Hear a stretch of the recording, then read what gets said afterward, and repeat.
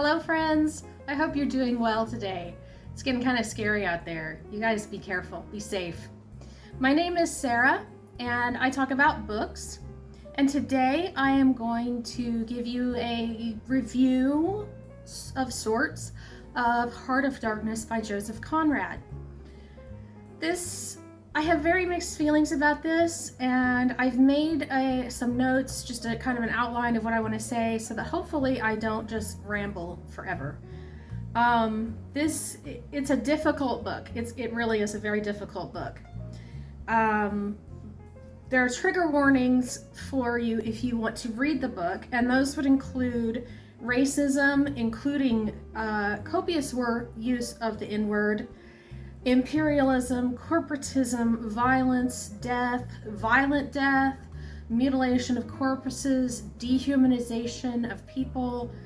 I will touch on those in this video. I don't intend to be graphic, or I'm going to do my best to be respectful. But if any of those are problems for you and you need to not watch the rest of this video, that is fine. Absolutely take care of you.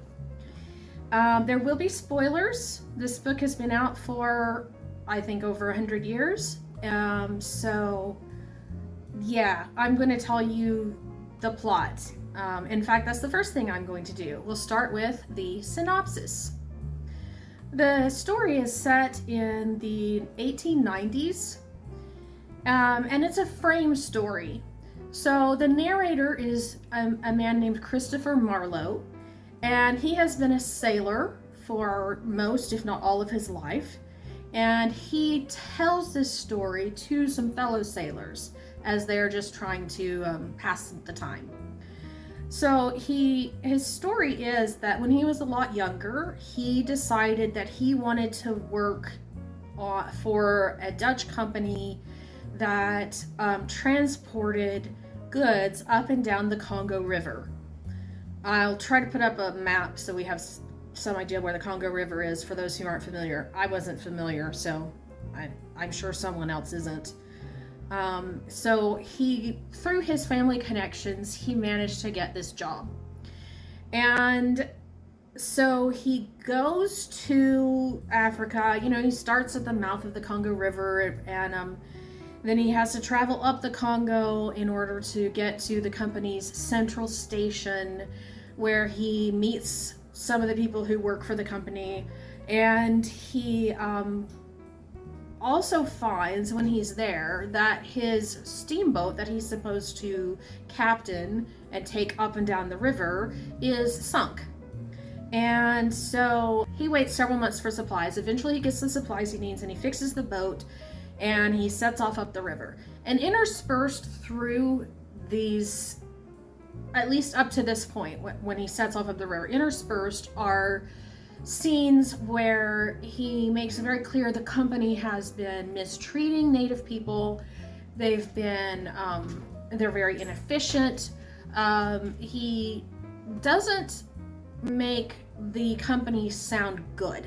He makes them sound bad in several different ways.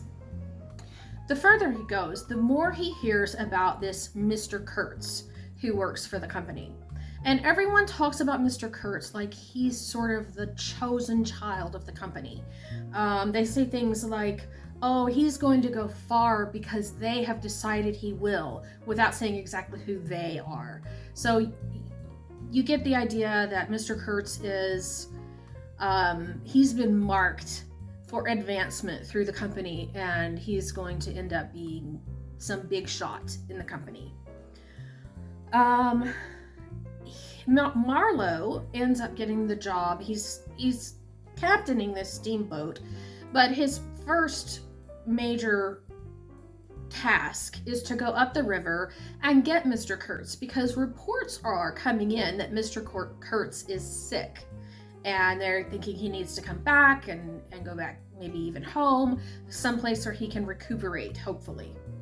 So he goes, the general manager goes on this trip with him. There are several agents of the company, and there's a group of cannibals that goes on the boat, and he talks some about them and the things they do. The Europeans in particular become increasingly uncomfortable the farther they go on this trip up the river. Eventually, they're caught in a fog, and when the fog clears, they're attacked by natives who are hiding in the bush or the forests that are next to the river. His helmsman, who is a native African, is killed in this attack. The Europeans shoot back. Marlowe's convinced they haven't actually shot anybody because he says they shot too high into the trees, and he kind of has a little bit of he kind of looks down his nose at them about that. Marlowe blows the ship's whistle, and he believes that's what causes the natives to run away and stop attacking them. Once that attack is over, this European shows up on the shore and comes aboard, and turns out he's a Russian, and he is a Kurtz sycophant. He thinks Mr. Kurtz can do no wrong, and as he tells Marlowe about Mr. Kurtz, it becomes clear that what Mr. Kurtz has been doing is subjugating the natives, stealing from them, and not being a very nice person. And yet he is very personable and very charismatic, and he's made everybody think that he's just wonderful. There's a lot of talk about ivory. Apparently, the main thing that the company wants to bring back to Europe is ivory, and Mr. Kurtz has been hiding ivory. And some of the Europeans will say things like, these nasty natives, they hide their ivory from us as if it's not theirs to do what they want with. And it turns out that Mr. Kurtz is actually who induced the natives to attack the steamboat, because he didn't want to go home. And he didn't want to go home because he had plans for this sort of domination he was going to effect with all the ivory that he's accumulated, and his, he's got everybody loving him. He's the big man here. So the Europeans bring him back to the boat and set him up in a cabin because he's ill. He's, they bring him in on a litter, a stretcher, but sometime in the night he leaves and goes back toward the natives' village. And in here also there is a description of these ceremonies the natives would have, which, Conrad doesn't exactly say what the natives meant, and Marlowe doesn't. I don't remember Marlowe having an opinion, but it looks to the Europeans like the natives are worshiping Mr. Kurtz. It looks to them as though he's gotten them to actually worship him.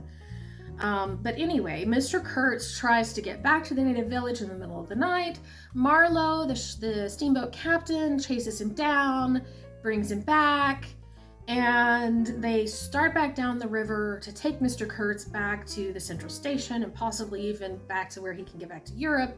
But Mr. Kurtz dies on the way because he's been very ill. Then after Marlowe ends up back in England, the different representatives from the company come to him and say, hey, we want Mr. Kurtz's papers, and he refuses to give them to them.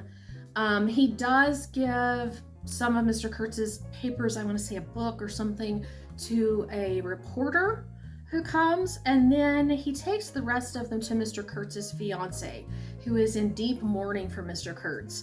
And at the very end, the fiance says, please tell me what his final words were. And he tells her, oh, he was talking about you. When actually Mr. Kurtz said something like, horror, as he died and stared into the space. So that's a basic synopsis. Hopefully I didn't take too long doing that. The themes, unsurprisingly, one of the major themes is darkness. Marlowe starts telling this story to his fellow sailors at night, I guess in the evening, and it gets darker and darker as the story progresses. Whenever Conrad pulls you back out of the story that happened in Africa and tells you about Marlowe telling a story, he mentions that it's darker outside, and they end up sitting in the dark listening to Marlowe telling this story. Darkness is obviously also a metaphor for inner Africa. And here's where this is absolutely not my opinion, but it was very common at the time for Europeans and Americans to think of Africa as a dark continent because it had dark people who were literally physically darker than Europeans are, and also because it wasn't Christianized entirely. There are parts of Africa that have been Christian longer than Europe have, but the parts that they were going into had not been Christianized, and so they considered that dark. They engaged in what Europeans called occult practices, which I don't know if you know, occult means hidden. It's come to mean just pagan, but it literally, the word means hidden. And in the only part of this I don't necessarily have a problem with is that if something is unknown to you, then it is dark to you. So for many of them, Africa was dark just because they didn't know anything about it. The darkness is also a metaphor, I think, for Mr. Kurtz, because he has gone from being this upstanding member of society. Everybody thought he would rise to the top of the company, and he has turned into this charismatic, I guess he would have been charismatic both before and after, but he's turned into this very dark figure who uses his ability to speak well to get everybody to think better of him than he deserves. And he has engaged in theft and all kinds of dehumanization, etc. I think it's also a metaphor for the forests. And that's not something that's completely foreign to us. We think, forests are relatively dark because literally the light doesn't filter through the trees. But this also happens, this also shows up when they are looking from the steamboat on the river, which is fairly clear. The sunlight's getting in, and they look into the forest and they can just barely see people, and it's dark in there. I think it's also a metaphor for the fog that comes on them right before they reach the village where Mr. Kurtz is. I think it also shows up when Mr. Kurtz tries to leave the boat. He does it at night in the darkness, and Marlowe chases him down in the darkness, and they have this verbal sparring. You need to come back. No, I don't want to. Well, you have to. And that all happens in the dark.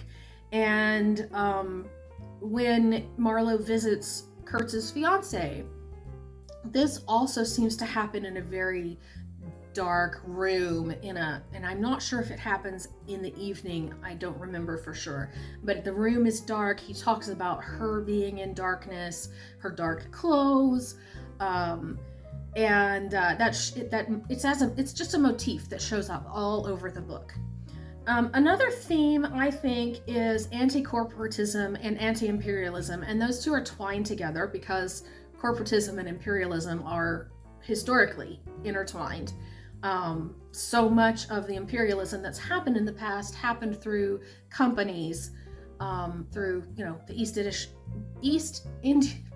British East India Company, the British India Company, etc., the Dutch India Company. This company in the book is not named, so I don't know, maybe Conrad did that to keep from getting in trouble with anybody, getting sued by anybody, but the two go together both historically and in this novel. Virtually every representative of the company that Marlowe meets is corrupt in some way. Kurtz has been stealing and riding roughshod over the native people. The station master is corrupt. Before he goes up the river to the central station, he sees natives being mistreated because they are being forced into labor by representatives of the company. When the natives become sick, the company just ignores their problems, just lets them all die and leaves their bodies laying out in the sun. There's lots of waste and inefficiency. Like I mentioned, he found, when he got to where his steamboat was, he found it sunk, and he sent word back to the place he'd been before saying, hey, we need rivets. And several people come back from that place and say, oh yeah, we heard you need rivets. They're sending them, but nobody brings them for months. And that's very inefficient. There's one company employee who's always just impeccably dressed, and everyone remarks on that because he's out in the wilderness, he's in a foreign land, and their standards are different, and how is this guy dressed as if he's ready to meet the king?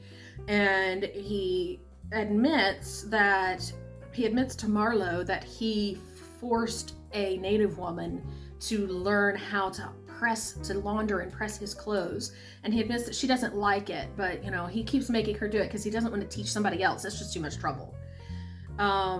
And all the way through as well, Marlowe acknowledges in places that he doesn't just relate these things happening, he also acknowledges that they are unfair.